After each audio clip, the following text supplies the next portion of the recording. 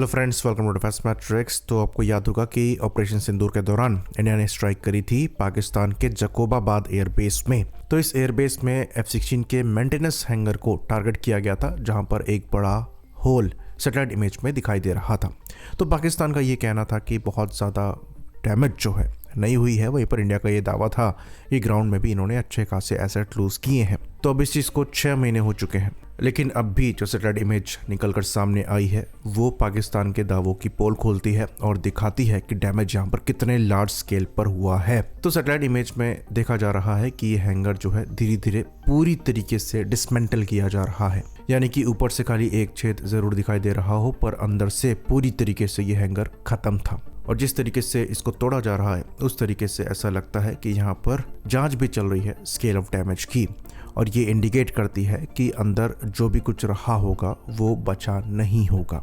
और इस केस में ये F-16 का मेंटेनेंस हैंगर है, काफ़ी बड़ा हैंगर है, तो डेफिनेटली मल्टीपल F-16 यहाँ पर होने के चांसेस हैं। तो ये शोकेस करता है कि पाकिस्तान एयरफोर्स को काफ़ी बड़ा नुकसान ऑपरेशन सिंदूर के समय हुआ है।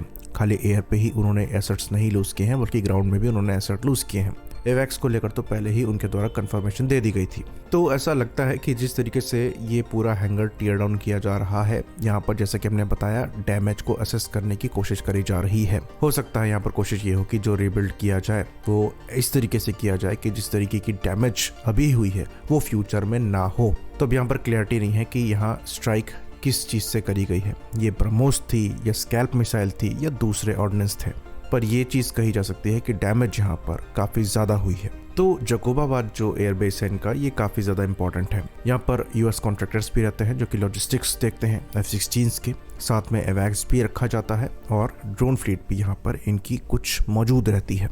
तो ऐसा मानकर चला जा रहा है कि यहाँ पर कम से कम 3 डायरेक्ट स्ट्राइक्स हुई हैं और हैवी डैमेज यहाँ पर हुआ है, लेकिन पाकिस्तान द्वारा इसे डाउन प्ले किया जा रहा था। पर अब जब रिकंस्ट्रक्शन चालू हुआ है तो 6 महीने बाद भी देखा जा सकता है कि यहाँ पर अभी स्ट्रक्चर ही तोड़ा जा रहा है, और इसे इंडिया द्वारा नोटिस नहीं किया गया है, बल्कि इंटरनेशनल ओसेंट अकाउंट्स द्वारा नोटिस किया जा रहा है। तो दूसरे भी एयरबेसेस हैं जहाँ पर रिपेयर हो रही है, लेकिन जकोबाबाद में जिस तरीके से पूरे हैंगर को टीयर डाउन किया जा रहा है वैसा पैटर्न आपको और कहीं नहीं दिखेगा। पाकिस्तानियों द्वारा अभी भी इसको डाउन प्ले करने की कोशिश करी जा रही है। वो कह रहे हैं कि हैंगर्स एम्प्टी थे, पर ऐसा नहीं लग रहा है। अगर ये इतना ही अटैक एंटिसिपेट कर रहे होते तो बलारी एयरबेस में अवैक्स इनका हैंगर में ना होता। सच्चाई ये है कि इंडियन स्ट्राइक से पाकिस्तान सरप्राइज हो गया था।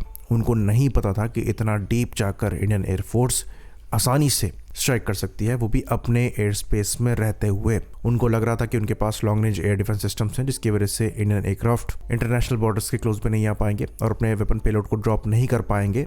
उनको लगा कि जैसे वो वल्नरेबल है वैसे IAF होगी, पर उनको बड़ा सरप्राइज मिला जब उन्होंने देखा कि कितना डीप आकर IAF स्ट्राइक कर रही है, वो भी पिन पॉइंट एक्यूरेसी के साथ। तो सिचुएशन ये है कि अभी अगर कॉन्फ्लिक्ट हो जाता है तो पाकिस्तान अभी भी बहुत वल्नरेबल स्टेज पर है।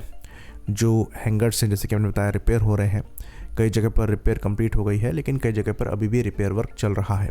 जो रडार्स इनके डिस्ट्रॉय हुए हैं उनके रिप्लेसमेंट इनको अभी तक मिल नहीं पाए हैं। हाँ, रनवेज इन्होंने रिपेयर कर लिए हैं तो एयरक्राफ्ट इनके टेक ऑफ और लैंड कर पाएंगे, पर ऐसी कोई कैपेबिलिटी इन्होंने पिछले 6 महीने में ऐड नहीं करी है, जिसकी वजह से जो ऑपरेशन सिंदूर में हुआ था वो रिपीट ना हो पाए। तो अभी भी अगर इनके मिलिट्री टारगेट्स को हम टारगेट करना चाहें तो उतना ही इजीली कर पाएंगे जितना ऑपरेशन सिंदूर के दौरान हम कर पा रहे थे। इवन हम यहाँ तक कहेंगे कि उससे ज़्यादा आसानी होगी, क्योंकि इनके पास पहले से कम एसेट्स हैं, एयर के लिए भी और ग्राउंड के लिए भी। वहीं पर IAF की बात करें तो IAF के ग्राउंड लॉसेस ऑलमोस्ट ना के बराबर हैं, और हमारे एयर डिफेंस सिस्टम्स पहले की तरह मुस्तैद हैं, और हमारी जो इन्वेंट्री है वो पूरी तरीके से स्टैक्ड है। बहुत लिमिटेड नंबर में हमने मिसाइल्स इस्तेमाल करी थी पाकिस्तान को स्ट्राइक करने के लिए, और वहाँ पर इतना डिवास्टेटिंग इफेक्ट मिला था। इसलिए IAF पूरी तरीके से एक्सरसाइजेस कर रही है, वो भी लार्ज स्केल पर। तो अगर अभी किसी तरीके की लड़ाई होती है तो पाकिस्तान पूरी तरीके से वल्नरेबल है, क्योंकि वो ऑपरेशन सिंदूर के शॉक से उभर नहीं पाए हैं। तो मिलिट्री वीकनेस को बैलेंस करने के लिए पाकिस्तान द्वारा जियोपॉलिटिकल अप्रोच को अपनाया गया, जहां पर वो दौड़कर अमेरिका के पास गए और वहां पर जी हजूरी करनी इन्होंने स्टार्ट कर दी। तो अब ये देखना होगा कि ये जो जियोपॉलिटिकल शील्ड ये बनाने की तैयारी कर रहे हैं वो इनको कब तक बचा पाती है, क्योंकि इनकी एक्टिविटीज में ज्यादा बदलाव नहीं आए हैं। तो नेक्स्ट टाइम चीजें और भी ज्यादा खराब हो सकती हैं। आई होप इन्फॉर्मेशन यहाँ पर क्लियर रही हो। इसी बात पर इस वीडियो को हम खत्म करेंगे। लाइक करिए, सब्सक्राइब करिए। जय हिंद।